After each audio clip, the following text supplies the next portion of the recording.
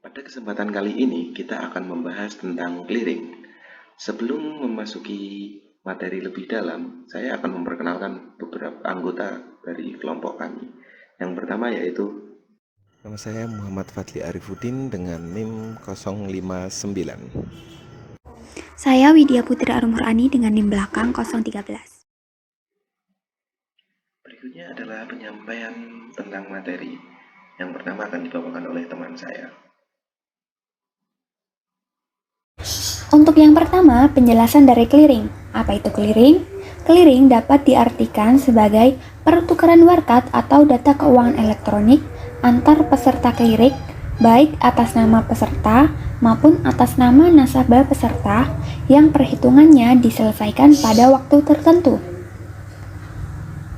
Untuk mewujudkan sistem pembayaran yang efisien, cepat, dan aman, maka Bank Indonesia menerapkan Sistem Clearing Nasional Bank Indonesia atau SKNBI yang dapat mengakomodir transfer kredit antar bank ke seluruh wilayah Indonesia tanpa kewajiban melakukan pertukaran fisik warkat atau paperless, serta mengurangi resiko Bank Indonesia sebagai penyelenggara clearing.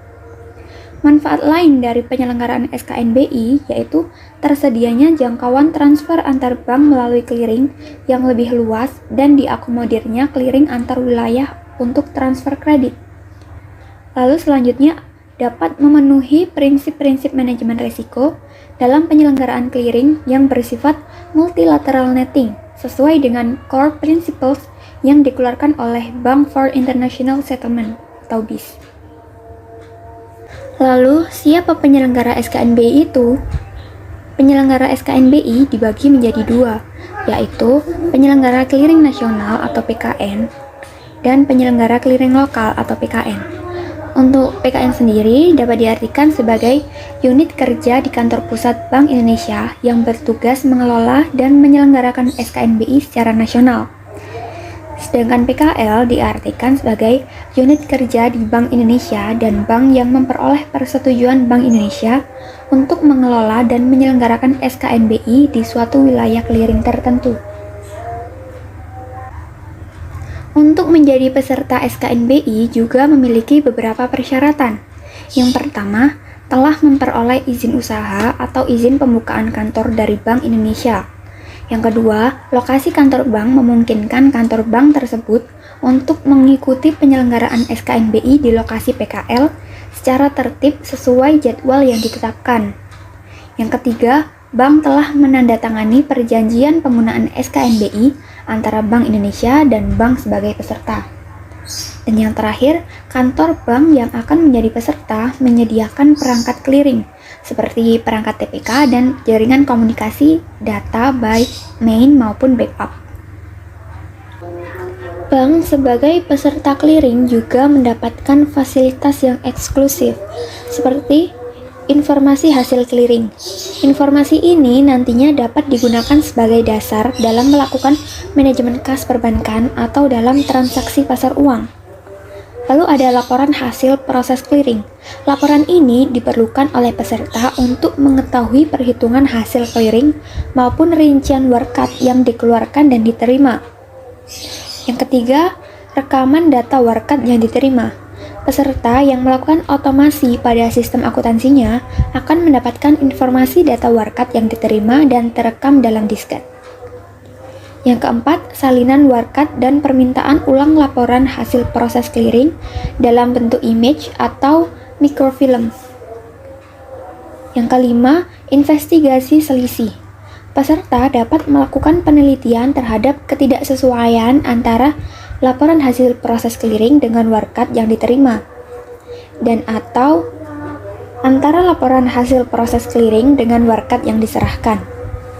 Terakhir, pengujian kualitas magnetic ink character recognition kode line atau tinta magnetik khusus yang dicantumkan pada clear band yang merupakan informasi dalam bentuk angka atau simbol.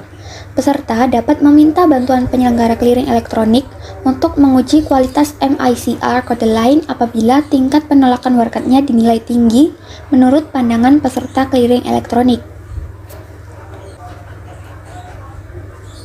Selanjutnya, pengertian warkat. Jadi, apa itu warkat?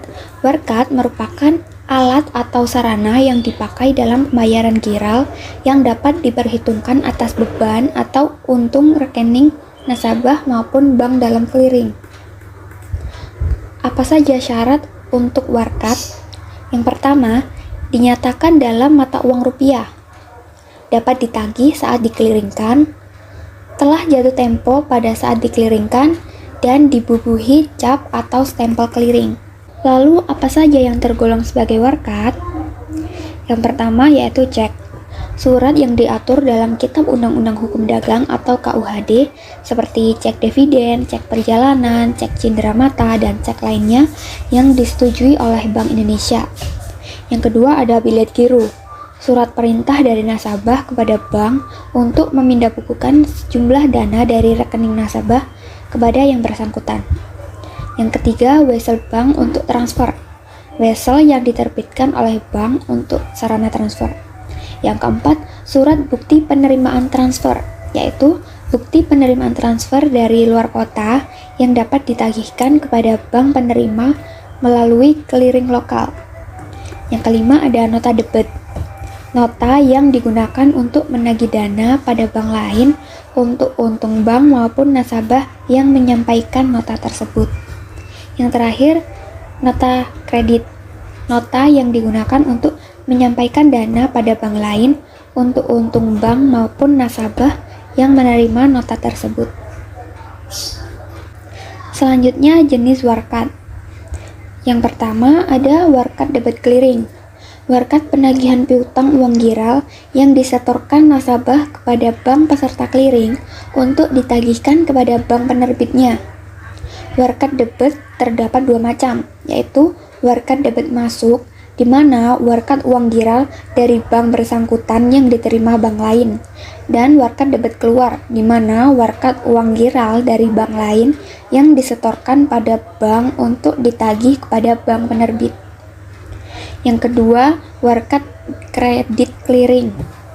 Warkat perintah pembayaran yang diberikan nasabah kepada bank untuk membayar kewajibannya melalui clearing bank lainnya. Warkat kredit sendiri terdiri dari warkat kredit masuk yang diterima dari bank peserta clearing lain dan warkat kredit keluar yang diterima dari suatu bank untuk dibayar melalui clearing kepada bank lainnya.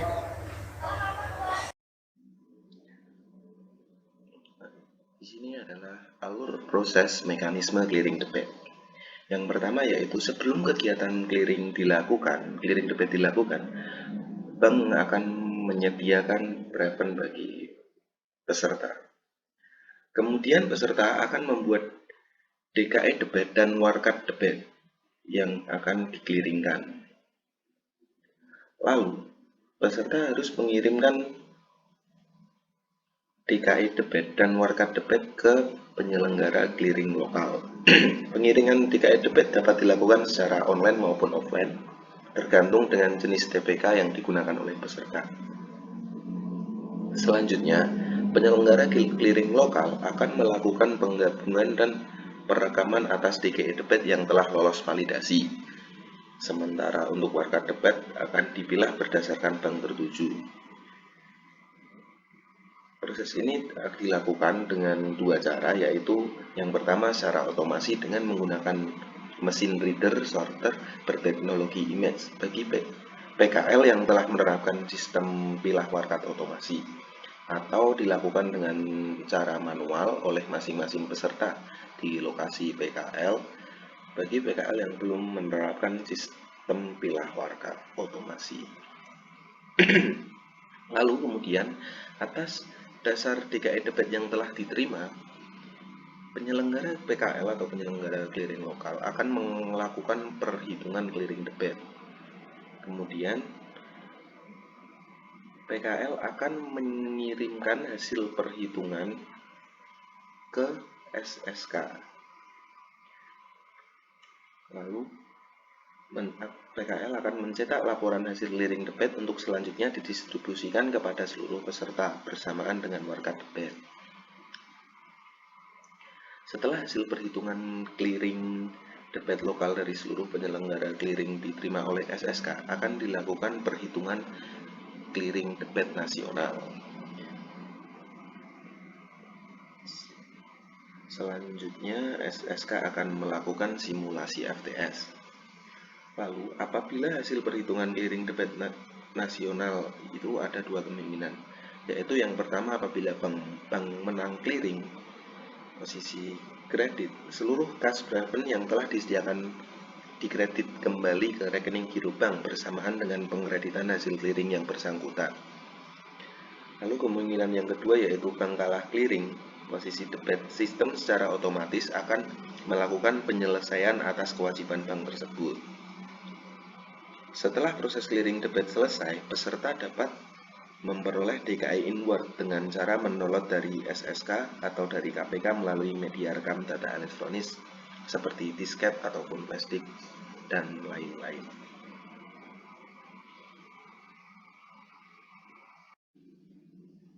Lalu berikutnya adalah mekanisme alur proses clearing secara kredit.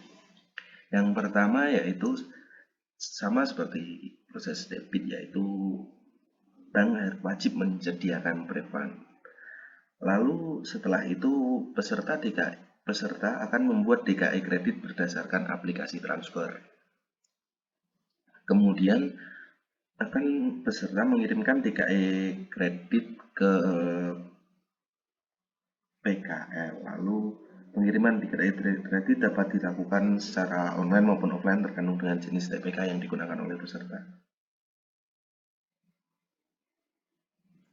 Untuk peserta yang menggunakan TPK offline, penyampaian DKI kredit dilakukan dengan menggunakan media rekam data elektronik seperti disket ataupun flash disk dan lainnya, yang kemudian diserahkan ke PKL dan selanjutnya DKI tersebut dikirimkan oleh PKL ke SSK.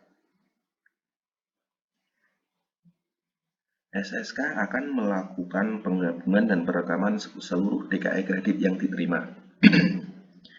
Atas dasar DKI kredit yang diterima, SSK melakukan perhitungan clearing kredit secara nasional. Selanjutnya, SSK melakukan simulasi FTS. Apabila hasil simulasi FTS tersebut menunjukkan nilai negatif, maka bank dapat menambahkan kekurangan atas pre-fund sampai dengan batas waktu yang ditetapkan. Setelah batas akhir penambahan pre-fund, SSK melakukan perhitungan hasil clearing kredit nasional. Hasil perhitungan tersebut akan dibukukan ke rekening giro bank di sistem BI RTGS. Setelah SSK selesai melakukan proses perhitungan clearing kredit secara nasional, KPK dapat mendownload DKI inward dan laporan hasil clearing kredit dari SSK. PKL akan mendistribusikan DKI inward dalam bentuk media rekam data elektronik seperti disket ataupun flash disk dan yang lainnya, dan laporan hasil clearing kredit kepada peserta yang menggunakan jenis TPK offline. Setelah SSK selesai melakukan proses perhitungan clearing kredit secara nasional, peserta dengan menggunakan TPK online dapat mendownload DKI inward dan laporan hasil clearing kredit dari SSK. Oke, berikutnya adalah dokumen apa saja yang ada di clearing. Dokumen clearing berfungsi sebagai alat bantu dalam pertukaran warkat lokal dengan sistem manual. Berikut adalah beberapa jenis dokumen clearing. Yang pertama yaitu bukti penyerahan warkat debit, clearing penyerahan atau biasa disebut dengan BPWD. Kemudian yang kedua adalah bukti penyerahan warkat kredit, clearing penyerahan atau biasa disebut BPWK. Yang ketiga adalah kartu batch warkat untuk clearing debit dan clearing kredit. Yang keempat ada lembar substitusi.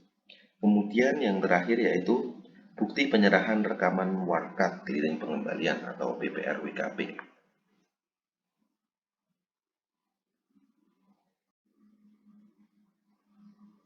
Oke, lalu berikutnya adalah sistem penyelenggaraan clearing.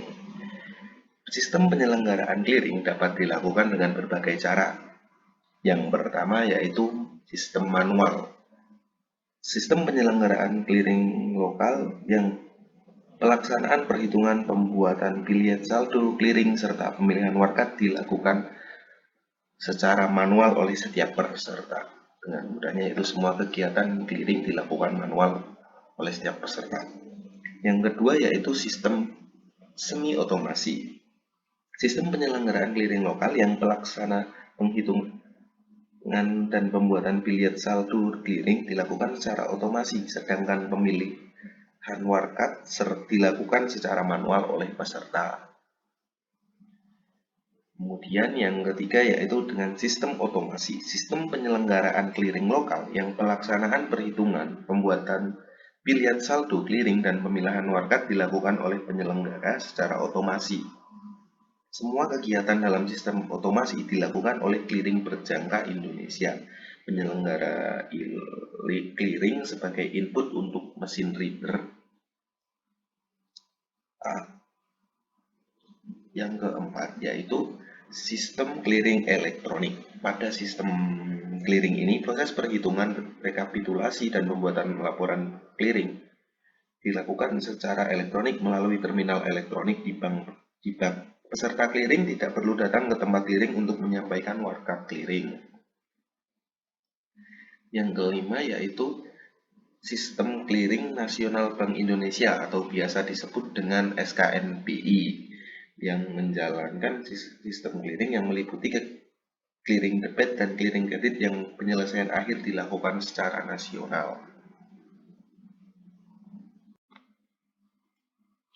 Batas nominal dalam melakukan clearing ini. Menurut SKNPI atau Sistem Clearing Nasional Bank Indonesia memberlakukan batas nominal ketika melakukan clearing, yaitu yang pertama, ketika melakukan clearing kredit batas nominalnya yaitu di bawah 100 juta rupiah. Lalu kemudian nominal clearing debit tidak dibatasi kecuali untuk warkat debit yang berupa nota debit yaitu setinggi-tingginya 10 juta rupiah per nota debit. Pembatasan nilai nominal pada nota debit tidak berlaku apabila nota debit diterbitkan oleh Bank Indonesia dan ditujukan kepada bank atau nasabah bank. Lalu kemudian biaya-biaya layanan untuk biaya layanan clearing. Yang pertama, biaya layanan BI ke Bank Indonesia ke bank yaitu sebesar Rp1. Lalu kemudian biaya untuk layanan clearing bank dari bank ke masyarakat yaitu sebesar Rp2.900.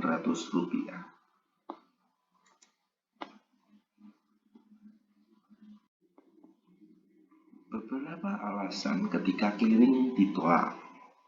Warkat yang diclearingkan tidak semuanya tertagih, bahkan setiap transaksi clearing terdapat beberapa warkat yang ditolak pembayarannya dengan alasannya yaitu yang pertama, asal cek atau biliet giro salah. Yang kedua, kemudian tanggal cek atau biliet giro belum jatuh tempo. Kemudian yang ketiga, materai tidak ada atau tidak cukup sesuai dengan peraturan yang berlaku. Yang keempat, jumlah yang tertulis di angka dan huruf berbeda. Kemudian yang kelima, tanda tangan atau cap perusahaan tidak sama dengan spacement. Contoh tanda tangan atau tidak lengkap. Yang keenam yaitu coretan atau perubahan tidak ditandatangani. Yang ketujuh, cek atau biliet giro sudah kadaluarsa. Kemudian yang kedelapan, resi belum kembali. Yang kesembilan, endorsement cek tidak benar. Yang ke-10, rekening sudah ditutup. Yang ke-11, dibatalkan oleh penarik. Yang ke-12, rekening diblokir oleh berwajib. Kemudian yang terakhir adalah kondisi cek atau biliet giro tidak sempurna. Lalu untuk jam operasional layanan clearing dijelaskan dalam bentuk tabel sebagai berikut.